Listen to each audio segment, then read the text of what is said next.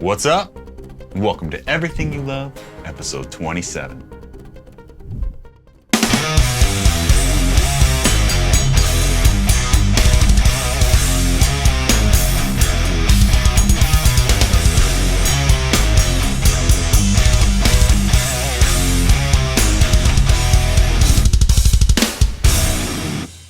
All right, Rob Arnold here, and thanks for joining me on this lovely fall day here in Cleveland, Ohio. In today's show, it's just me. Past few episodes, I've had Mark and Jim on from Chimaira, so check those out if you haven't seen them already. But today's show, just gonna be answering some questions, telling some stories, some of that stuff, the usual. You guys looking at this? Let me show you what this is here. Check this out. 2011 drum head here with the set list on it. This is a snare drum head. Little tape there, a little something for muffling. Sometimes drummers do here. What do we got? Venom Inside, Power Trip, Secrets of the Dead, Cleansation, Empire, The Flame, Destroy and Dominate, Disappearing Sun, Pure Hatred, Sever, Nothing Remains, Dehumanizing Process, Trigger Finger, Resurrection. Seems like a badass set list. The only reason I know it's from 2011, Trigger Finger, Off the Age of Hell there. So, one of Austin's snare drum heads there. What else we got? A 2004 backstage sticky there from the Road Rage tour with Machine Head that we did. 2003 backstage Impossibility of Reason tour sticky backstage pass there. Pretty cool. Some old relics. Look at this. This is really cool. Final day of the 2004 Jägermeister tour that we did. Slipknot and Fear Factory. On the final day, or I don't know if it was the final day or not, but this was in San Diego, I remember. And I think we were playing this place, the Soma maybe, and they got the entire crew and bands together from all three bands. It's cool to see Joey and Paul from Slipknot in there, rest in peace, but all the Chimaira guys are in there, Fear Factory, Slipknot, like I said, all the bands and crew, so this is a really cool poster. I got this hanging up somewhere, at least I used to. And finally, one of my instructional DVDs here. If you want one of these, robarnoldworld.com/store. But this whole thing right here is a little care package that I'm giving away over in my Patreon community. Don't rush over there and sign up right now just to win this because, well, I suppose you could because I'm still taking entries for it for the next like 5 or 6 days, but that's not the point of this. And how do you enter? It's simple, just being a part of my Patreon community. You can check that out, patreon.com/RobArnoldWorld. So just a cool place. If you have the means and the ability to help support the channel and help what I got going on here, I'd really appreciate that. Commercial over here, but I thought about kind of just like doing a new little segment here. Just like things I'm into right now. You know, I get questions here and there about what I'm listening to, what I'm watching, stuff like that. So I figured I'd just kind of do a new little segment here. I thought of some stuff that I'm currently into, and so this is what I'm currently into. First, let me say I am late on everything because what I'm about to mention here, Game of Thrones, is something that I got into recently. The show Game of Thrones, HBO show, obviously, you know, it's been around for years, but I literally recently just discovered it. I just finished it, made it through the last season, totally loved it. And so right now I'm on this kick of checking out all the individual characters and what they're about and watching interviews with them. I love just seeing them in regular, you know, their normal everyday, you know, persona or whatever like that. And, you know, whatever, Jon Stark and, you know, Tyrion, those type of things. Funny seeing Tyrion from Elf. Anybody that's familiar with that, you know, 72 degrees. But yeah, so anyways, this is funny too. A couple weeks ago, I went over to Mark Hunter's house. We were just discussing some business and I wanted to make some reference. Like, I can't remember exactly the situation, but I wanted to reference like how a king would think about a certain situation or what he would do. What would they do on Game of Thrones? So I asked Mark, I'm like, oh, do you watch Game of Thrones? He's like, of course. And you know, and I went on with the analogy I was trying to make, whatever. But I thought about it later, and I just was chuckling to myself, probably on the drive home, thinking just how he answered that. It was like I asked him, hey, Mark, do you breathe oxygen? He's like, of course. But he knows better than anybody that I'm late on the game with everything. I usually get into stuff. Back in the day, he used to be talking about stuff on the bus, or the guys would be all into one show or some band or something like that, and I'd be like, yeah, I don't like it, you know, but like 5 years later, I'd finally get into it. So anyways, that's what happened with Game of Thrones. Love it. But more current, totally into Squid Game. Come on. I mean, you can't escape that right now. Just all the talk about it, all the parodies happening, you know, on Instagram or YouTube, just dudes doing, you know, just little videos about Squid Game, and it was cool. I made it all the way through that. Just finished that recently. Can't wait for the second season. It's crazy. Just this morning, we received an email from our kids' school, like kind of like a precursor warning, them saying that they've been noticing kids during like recess doing like the stop or red light, green light thing and stuff like that, and how they're kind of just, you know, glorifying the death. You know, when we were growing up, if you ever played red light, green light, you know, I mean, you were just out if you were caught moving after the red light was called. But obviously in Squid Game, something different happens, and it's glorifying death and all that, which I thought was cool. But yeah, for these like second and third graders to be doing this and stuff,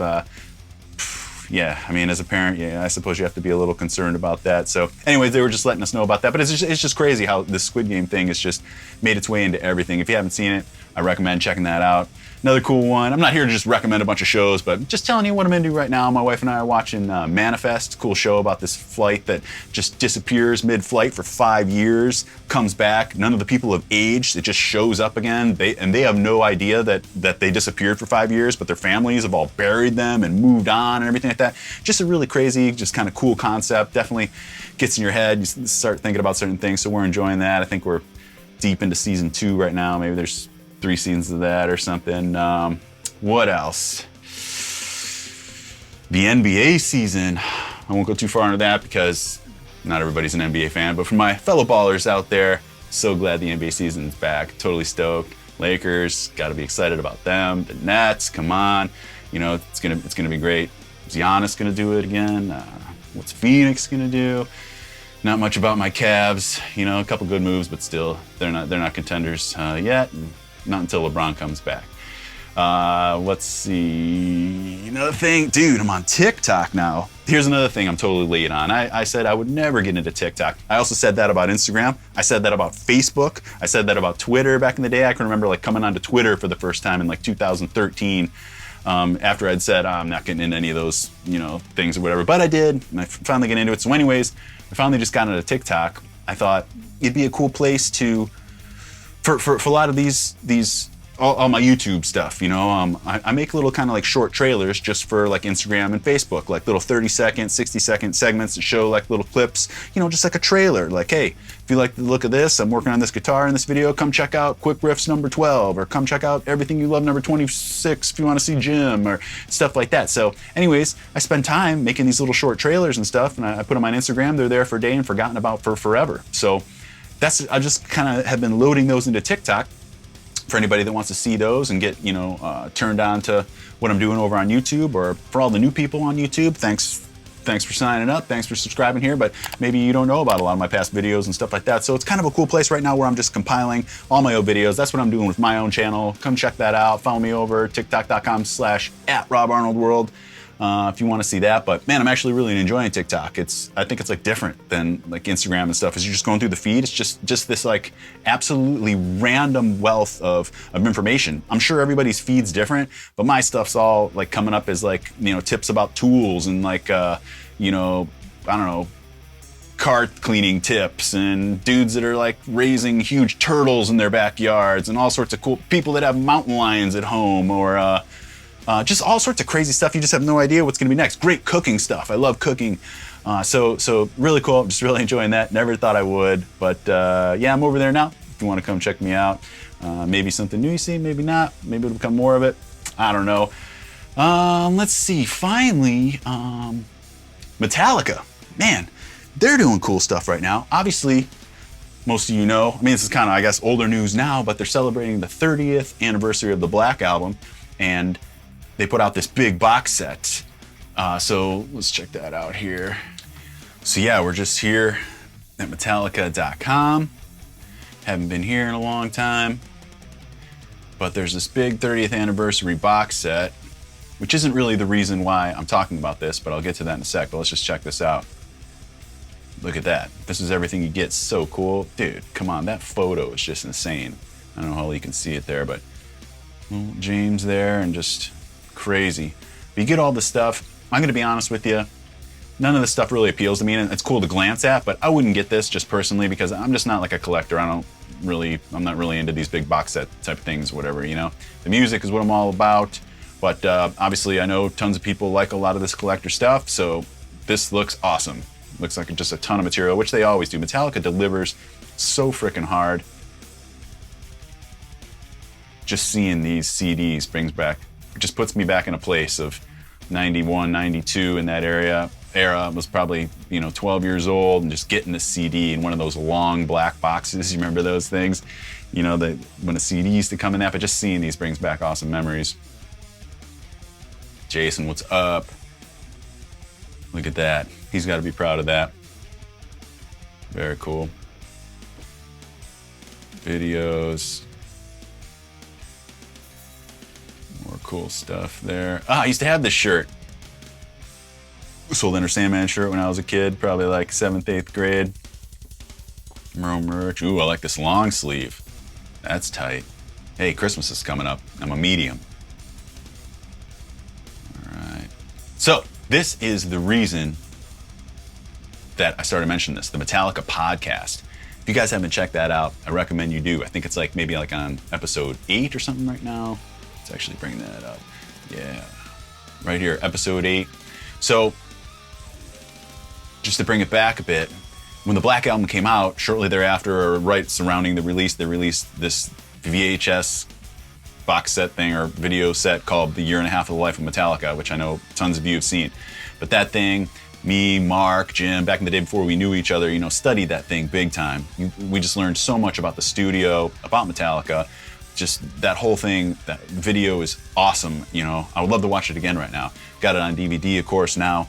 But really, really cool. If you haven't seen that, young bands, check that out. You can see what it was really like back in the day to make, one of the most popular albums of all time. And there's so much drama and controversy surrounding it and its production and the way it was made and all that really cool stuff. So it's awesome now, 30 years later, to listen to this podcast and hear the guys reflect back on that. Not only is it James, Kirk, Lars, Robert, but there's Jason in there, Bob Rock, all sorts of people, just really cool stuff. And so I'm really enjoying this podcast. That's the reason I brought it up. And I think that you guys should check that out too. But more just, Metallica is just doing the coolest stuff. You guys have been hearing over the past few weeks, they're just doing these pop-up shows just out of nowhere, no announce. They just announce the day of, all of a sudden you just find out via social media or whatever, hey, tonight we're going to be in Chicago. Tonight we're going to be in San Francisco. Whatever. I mean, that's so cool. And only Metallica can do something like that. When you've absolutely done it all, when you've sold out every stadium possible, all that, you just do these little shows. It's got to be fun for them to go in, just to know they're going to be successful. Totally surprised. I just think that's totally awesome. I'd love to go to one of those. If there's a Cleveland one, I'm definitely going to try to make it. And finally, how we find out about it is, this is another just absolutely fantastic idea from Metallica that shows that they're the kings of innovation for getting their music out there just in so many facets. But in 2019, Jim and I and his brother went to see Metallica here in Cleveland, and they asked for our phone number to see if they could text us. And I was kind of I was skeptical for a sec, but I ended up giving it, but I'm glad I did because it's just an incredible thing. They just communicate. Obviously, it's not Lars sitting there talking to all his fans through text, but they let you know about all this stuff. So I'm sure that everybody in Chicago that gave them their number through the show found out about those pop-up shows first, or anytime they let me know about the new podcasts. They let me know when there's a new video available. They let me know about cool merch drops, all that kind of stuff just through this text. And it's just an ingenious marketing tool on Metallica's behalf.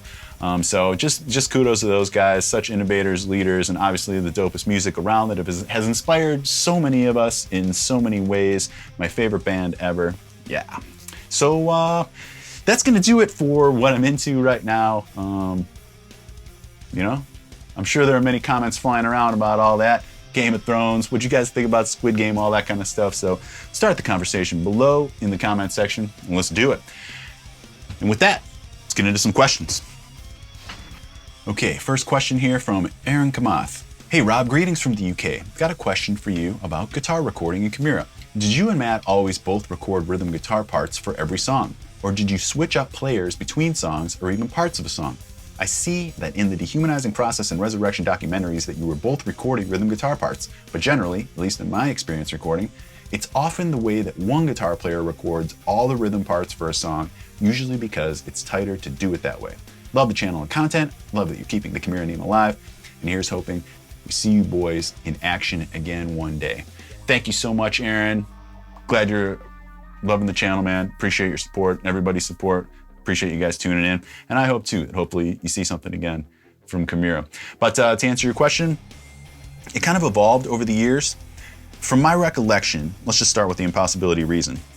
I'm pretty sure that, let's just say 90% of the tunes were recorded where I recorded my side of the guitars, then Matt recorded his side of the guitars, then each of us would do our overdubs in certain parts over the top of that, but the main rhythm would be Matt on one side, myself on the other, solos on top of that, that sort of thing. Mark would come in with his overdubs and stuff like that as well.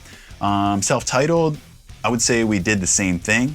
And for those that don't know, we ended up doing the guitars twice. When we originally did them, Monty Connor from Roadrunner didn't like the guitar sound, and this was before reamping or recording DIs or anything like that, so it was just straight guitar signal out of the cabinet. He didn't really like it. He wanted us to redo them. So then, and that was with probably a 6505 through a Mesa cab, but it just wasn't ballsy enough for him, or maybe the mix was flat. But anyways, he wanted us to redo the guitars, so we ended up redoing them through a Bogner Uberschall and a Bogner cabinet, and then blending all of those. So self-titled, which notoriously, a lot of people say has a great guitar sound, that is quad tracked, and it's the only Chimaira album that's quad tracked, and it was done so only out of necessity like that.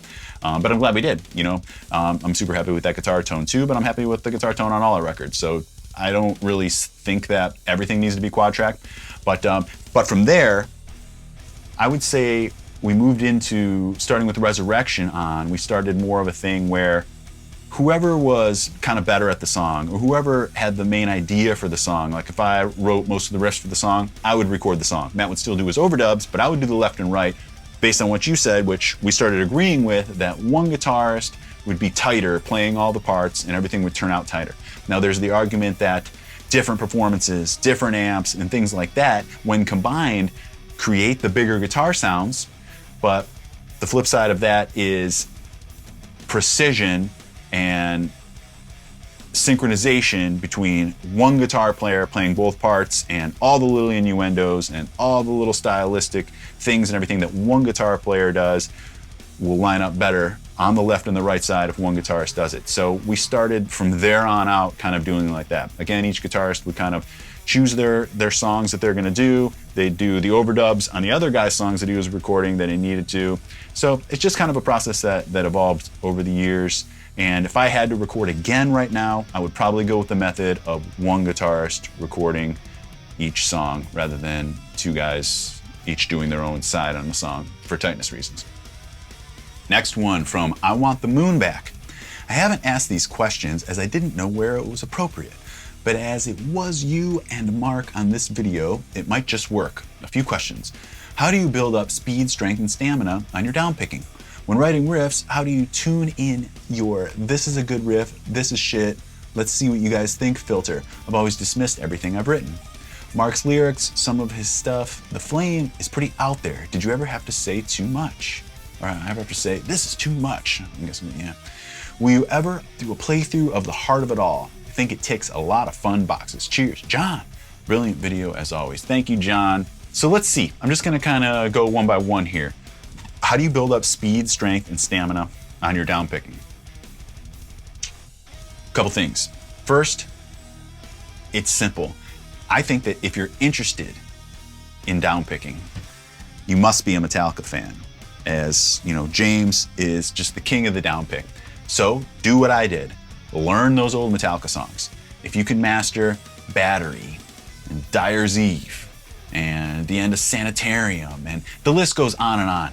I would say that Ride the Lightning and Puppets just have so many great, just long down-picked parts that it's just like, a runner, somebody running track or whatever like that, The more you do it, the easier it becomes, the more stamina you build, and that's just the way it works. So learn those old songs and just keep working at them until you can downpick through the entire thing like James. That's the best way. The second thing I'll say is that I've made 2 videos here on my channel. Learn to riff and practice this every day. I'll put thumbnails up on the screen here so you can see those, and then go find them on my channel. Just type them in the search and work those out. If you can master the exercises that I show in these videos, it's kind of a roadmap. You know, there's more to it, to those too. Up, down picking, all sorts of cool stuff. But certainly, the better you get all around with all of that picking and muting and everything, and just the more you practice, that's the moral of the story. Practice makes perfect. Simple as that. When writing riffs, how do you tune in here? This is a good riff. So you dismissed everything you've written. You want to know what's good and what's not. Man, you just got to go with your heart and what feels good. And the meter for me is how well you can bob your head and the reaction from other people in the room. If nobody's really digging the riff or whatever, then move on. You know, if you're lucky enough to be able to just pump out riffs one after another, then that's no problem, because somebody doesn't like it, you just move on. If you struggle to write riffs, then I guess just focus on writing 4 or 5 of the best riffs you can that you feel 100% confident about. And if you feel 100% confident about them, then it really doesn't matter what anybody else thinks, because you're at the luck of the draw anyways. And that's what great, true-hearted musicians, that's the place that they come from. They write what they love and what they want to hear and what they think you're going to like. But at the end of the day, it's from them and what they feel and what they really like and what they want to say with their music. So just do that. It can't be faked. If it's faked, I mean, there are exceptions, but it's probably going to go nowhere. So just do what you think is best, and hopefully other people will enjoy that. That's all I got to say about that. Mark's lyrics, some of his stuff, The Flame, pretty out there. Have you ever had to say too much? You know, I think from an early stage, Mark kind of knows I'm a wholesome guy. I would frown on stuff about Satanism and stuff like that. Not like Mark's some big satanic guy or whatever, but I'm sure he may have incorporated more of the evil side of things into there, but I kind of didn't want that in our music, and from an early place. And had I joined the band after they had been a band for 10 years, I probably wouldn't have had much of a say in it, but because, you know, we were there since the beginning, I kind of just, I guess, inadvertently steered him away from the things, you know, through my expressions or what I would say, things that I didn't want him talking about or whatever. So other than that, no, you know, he did his thing, and it was all good.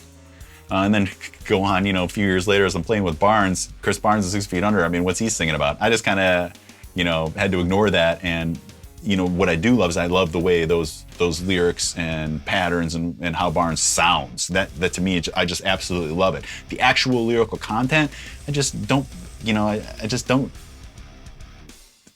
take it seriously isn't the right way to say it, but it's like Deicide. I love Deicide, and they're super satanic. I just like the way it sounds. I don't really take it to heart what they're saying. I don't really think I'm going to defecate on a Bible or something like that, like Glenn Benton's saying to do. You know what I'm saying? You just take it as you take it. So no problems with Mark. Will you ever do a playthrough of The Heart of It All? I think it ticks a lot of the fun boxes. I get asked this a ton, and a lot of my playthroughs, I try to stay away from the ones that we already have either official music videos for or ones that have been done. And the fact is, on our Coming Alive DVD, that big documentary and stuff, there's a huge pro shot full band playthrough of The Heart of It All on there. Now, unfortunately, that's not on YouTube. I think you can buy it on Amazon and stuff like that, but for some reason the label just won't let us publish it on YouTube. They haven't put it up themselves. I've tried to upload it and they take it down immediately. It's weird, like certain things the labels allow, certain things they don't. For anybody that doesn't know, the label owns all of our music. Anytime that I use Chimaira music or do playthroughs or anything like that on my channel, they collect all the revenue from that. The band doesn't get any revenue from that whatsoever. And like I say in the disclaimer in the video, that's just all part of signing the dotted line. I'm not mad at it or anything like that. You know, we got our money early on. You know, and yeah, that money's spent, but you know, when we signed the record deal, got a record advance, recording advance, all that. So that's how that works. They give you the money up front, and then they make all the back end. So for some reason they don't want that on there, you know, and like, you know, just, but there's no real rhyme or reason to it. It's a lot of time it's just like bots, you know, approving or disapproving things that you upload to YouTube. For instance, like I think it was I did that video where I checked out Chimaira's Crown of Phantoms album, the one that they made after I left the band. And there's Chimaira music in that, so I wasn't able to monetize it, and the label collects all the revenue. But for some reason, it's just like blocked in weird places, like, I don't know, Taiwan and Malaysia or something like that. Not that Taiwan and Malaysia are weird places. It's just weird that those were chosen. Why not other countries? Certain other videos I've done, like, I don't know, like Comatose playthrough or something like that, it's just blocked in Brazil, but not in other places. So I don't understand how all that works. It's disappointing that we can't put that Coming Alive documentary up on there. I mean, the live show from Chimaira Christmas 10 or 11, I think it was, that's on there, but none of the documentary portion from Dubai or our tour with Disturbed, or whatever the other one was. I can't remember the other portion right now, but yeah, none of that's online. That's a shame. Hopefully it will be one day. So Heart of It All is a big risk. It's a super long song to kind of put together to potentially have it taken down. So that's why I haven't done, that's one of the reasons I haven't done that one. But we'll see, maybe sometime in the future. For those who want it, sorry, there's nothing I can do. Next up, Real Ready Music. I would like to know what song transformed the most in the studio. So the first one that comes to mind that transformed the most was Power Trip. We wrote Power Trip and Pure Hatred and a couple other songs for The Impossibility Reason in one form. And then when we get to the studio, you record it and maybe it takes on some new life. 99% of the time, it's a better life. 99% of the time, you're like, wow, this sounds incredible. I didn't know it could sound this good. Like, I even remember the first time I ever recorded, way back in the day with my band Sanctum, probably in like 95. You know, we'd been playing these songs in the rehearsal room for a long time. I'd never recorded, went into a recording studio, recorded them for the first time, and we're like, oh my God, we can't believe they sound this awesome. Until you hear yourself on tape for the first time, you have no idea how good it can sound, and you're blown away by that. You know, I'm thinking back now, I mean, the stuff was crap back then, but still, you know, it's all perspective. At any rate, sometimes, very, very infrequently, the opposite happens.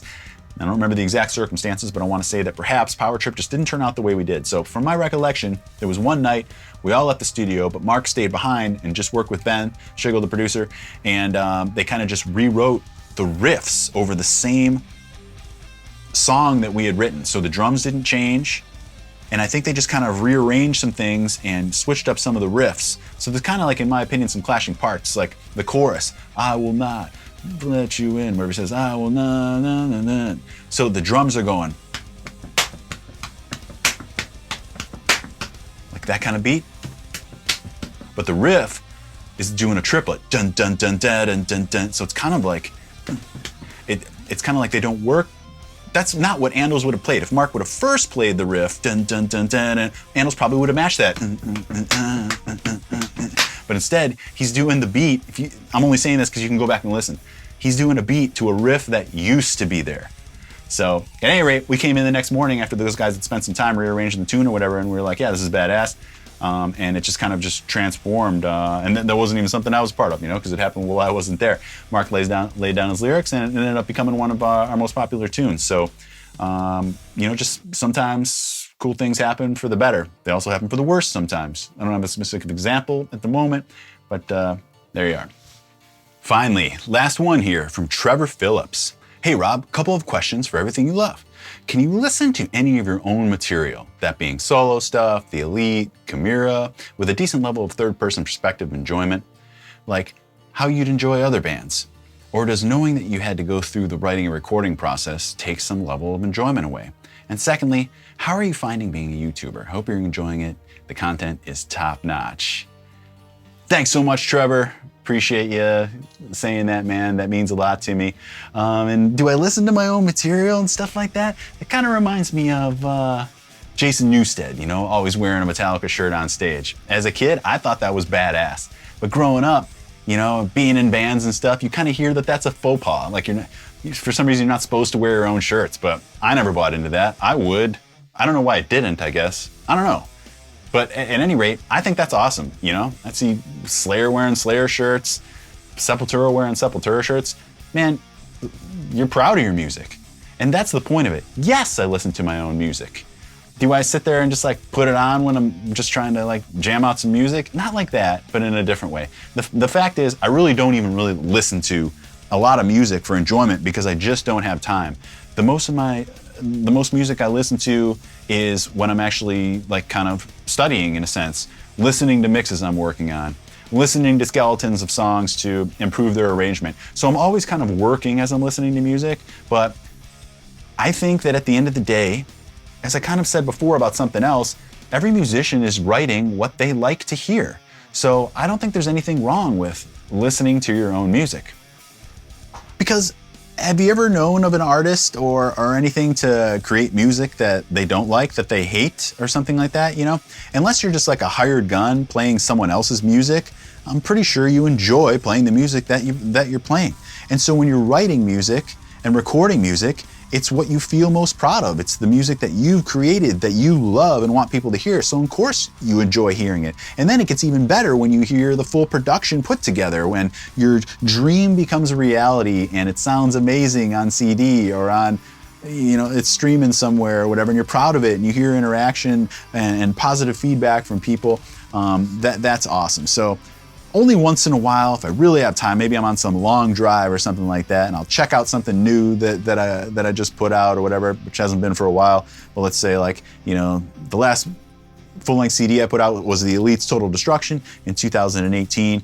And yeah, I jammed that after it was done. You know, I jammed it a ton during the process for those reasons I mentioned, because I was just kind of making it, and I'm always thinking about what I'm working on, you know, so just kind of working while I listen, and I get enjoyment out of it. I love analyzing and talking about what we could do better and talking to the other musicians. Let's do this, let's do this. So to answer the question, yes, I have no problem admitting that I enjoy Chimaira, The Elite, 6 Feet Under, any project that I'm working on, solo stuff. Speaking of the solo stuff, I'm working on that still. Definitely making progress. And one more thing about the Patreon campaign, you know, I'm giving everybody, you know, the opportunity to get that first as soon as that music's ready. Also, in some of my Patreon tiers, you have your name listed as an executive producer in the CD, as well as all of my videos. Check out the first pinned comment below to see that right now for yourself. So yeah, it's a good thing, and I do have music on the way, and I'm listening to that all the time too as I'm creating it. So anyways, appreciate everybody tuning in here. If you've made it this far, thank you so much. Give the video a like for me. Leave a comment below with what you thought. You got anything you want to say about anything we talked about here? That's the place to do it. Check out some more of the other videos on my channel, and I'll see you guys again soon. Hope everybody's doing well. Cheers. Thanks again.